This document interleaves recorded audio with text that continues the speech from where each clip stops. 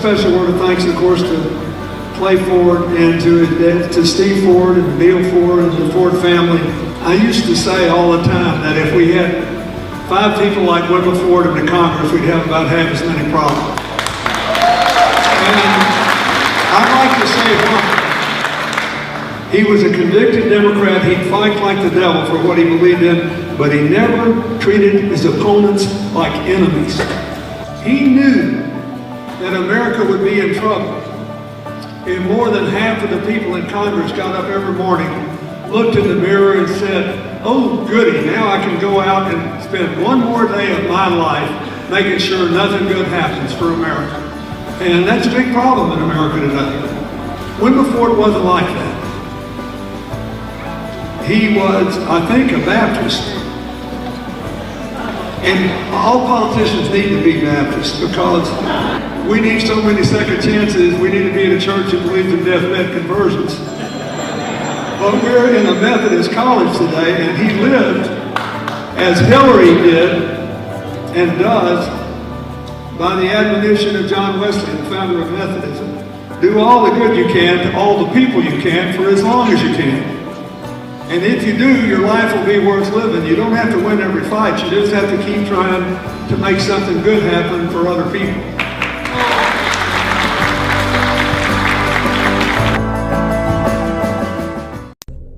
Live on the Tri-States News and Weather Leader, this is 14 News.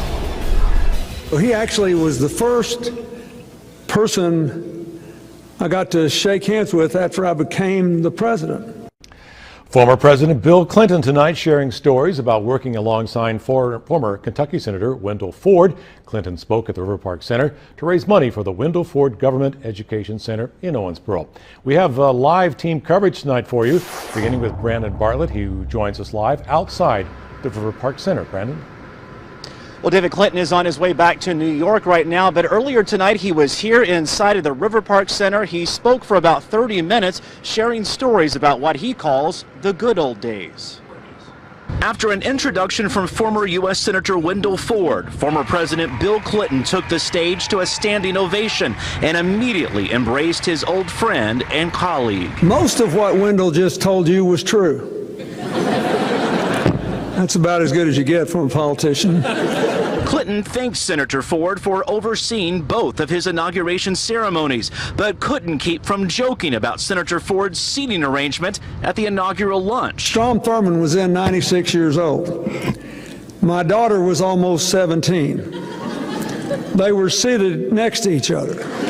There were lots of laughs, but Clinton says in all honesty he owes a great deal to Senator Ford for helping to pass some of his most controversial plans. My economic plan, which passed by 1 vote in the Senate and 1 vote in the House in 1993, when the members of the other parties said it was a surefire recipe for recession, it wouldn't have passed if it hadn't been for Wendell Ford.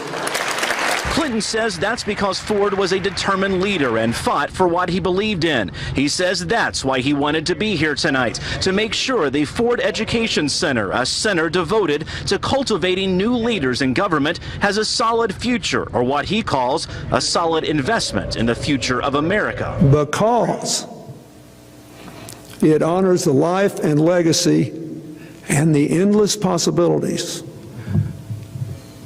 of people who believe in politics. Thank you, and God bless you. Now, Clinton did not stop at the Ford Education Center tonight, but organizers say that's okay. He helped to raise a lot of money tonight. Live tonight in Owensboro, Brandon Bartlett, 14 News. And now She was the very first candidate that's ever wanted to say, I want us to spend $30 million to rescue COVID.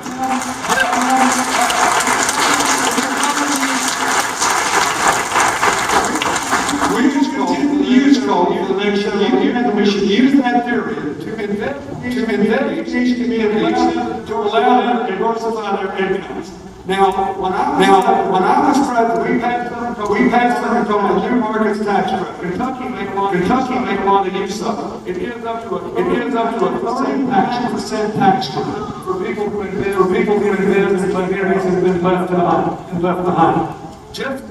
I don't have any language numbers, but from 2003 to 2013, 1,000 projects generated $750,000 jobs, and 88% of the people who put money in this company said they only did it because of the market tax. The government wants it to be bigger, easier to use, and concentrated on the poorest parts of this country, coal country, and other places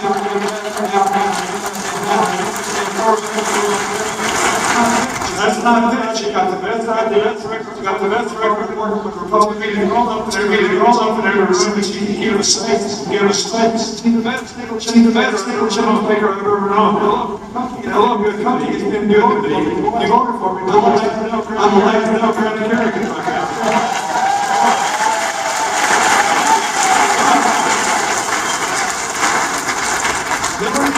Hillary said the other day, so I can say it in public. She said, if I get elected, what do you want to do? And I said, I want to go to the places that have been left behind. I want to go to coal India. I want to go to Indian country. I want to go to the business. I want to go to places where people think they're tomorrow, they feel like they're saying, and say, no, it's not. You can go wrong for the right. And that's what we're going to do.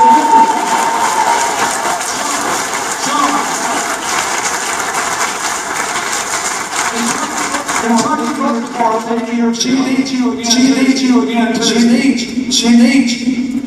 needs to go to that convention, not just for the lady, not just for the delegate lady, but to win their minds over unifying parties and make this change to the American people. They're going to have to decide whether they're going to take a ride on the future that we're all part of, or whether we're going to try to go back to the past and just make the best of the old whatever's going on again. Whether we're going to basically embrace the changes or try to build a wall against the world. It's a big brave choice. All I know is for more than 200 years, whenever the chips were down, America chose to lead in the future business. All I know is I want to end this day in Eastern Kentucky, and the last time I went there, I went to Morehead State, where Eastern Kentucky contemporary undergraduates are building nano satellites for NASA worth $1 million, and they're about to send these undergraduates in Eastern Kentucky. They're about to send technology they put together of the International Space Station.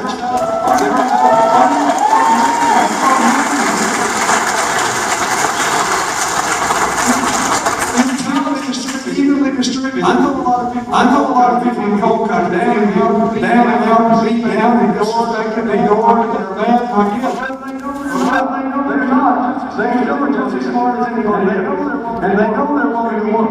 And we can build a future we can all share. But we can't do it by denying what's out there. We got to embrace it and make it work for everybody. That's what you want. Thanks for doing it.